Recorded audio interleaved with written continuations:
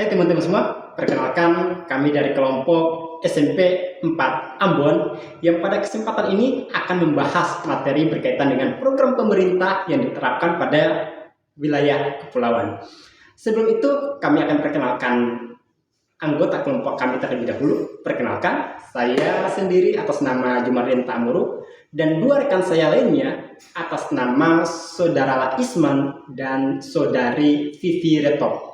Oke, pada kesempatan ini kami akan membahas berkaitan dengan permasalahan atau pertanyaan yang muncul berkaitan dengan program pemerintah pada wilayah kepulauan. Adapun konteks yang kami pilih berkaitan dengan pertanyaan yang muncul yaitu bagaimana keterbatasan layanan kesehatan dan pendidikan pada wilayah kepulauan. Adapun permasalahan di daerah lain yang kami pilih itu berkaitan dengan akses ke layanan kesehatan dan pendidikan yang memadai seringkali terbatas karena jarak yang jauh, infrastruktur yang kurang, serta keterbatasan jumlah tenaga yang profesional.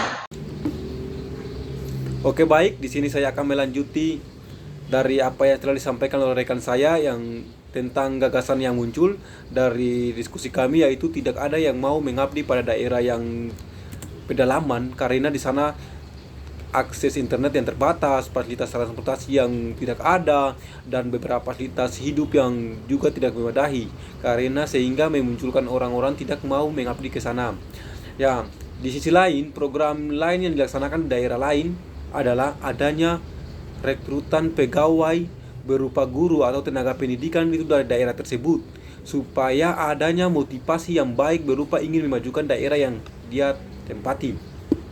Di sisi lain, pendidikan atau tenaga kesehatan dengan menanamkan motivasi yang kuat bahwa jiwa pendidikan atau menyelamatkan manusia harus tidak memandang di mana ia hidup, tetapi bagaimana dia punya kepedulian, punya kasih sayang, punya motivasi untuk bagaimana bermanfaat untuk orang lain, dan bagaimana bisa mengaplikasikan kembali apa yang dia dapat di tempat lain untuk daerah tersebut. Jika tekad ada pada diri seseorang, maka ia akan menjadi guru yang baik atau menjadi tenaga kesehatan yang mampu melayani atau mampu beradaptasi dengan baik tanpa memandang pada ketertinggalan yang ada di daerah tersebut, sehingga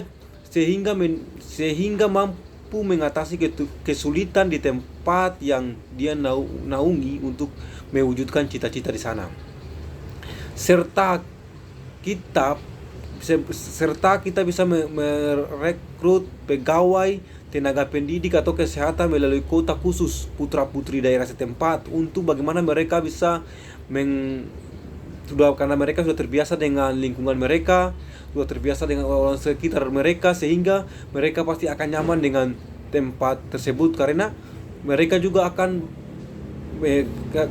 karena orang tua adalah satu alasan sehingga mereka mampu bertahan di sana. Ketika kalau orang tuanya mereka jauh, pasti mereka tidak nyaman dan mereka pasti ingin cepat pindah dari lokasi yang mereka tempati jika mereka ditempatkan daerah terpencil. Tapi kalau orang di sana yang mengabdi di sana, berproses di sana, maka mereka tidak akan terganggu dan mereka tidak akan terpengaruh dengan hal-hal yang berupa fasilitas yang terbatas, internet yang terbatas, atau kesediaan hidup yang terbatas, karena mereka sudah menjalaninya jauh dari sebelumnya. Terima kasih. Iya, jadi yang berikutnya yaitu hambatan pelaksanaan program. Jadi biasanya di daerah-daerah terpencil itu hambatannya itu sangat sedikit masyarakat yang bergelar S1 atau sarjana, ataupun masyarakatnya tidak ingin melanjutkan pendidikan sampai tahap sarjana. Jadi solusi dari hambatan itu, pemerintah perlu menyediakan fasilitas pendidikan berupa beasiswa untuk masyarakat yang merasa kurang mampu dan masyarakat yang ingin melanjutkan pendidikan sampai kuliah, sehingga ketika dia sudah wisuda, dia bisa kembali ke daerahnya untuk mengimplementasikan ilmu apa yang didapatnya. Hal ini juga bisa menjadi motivasi untuk generasi berikutnya agar mau bersekolah dan kelak bisa memajukan nama daerahnya. Terima kasih.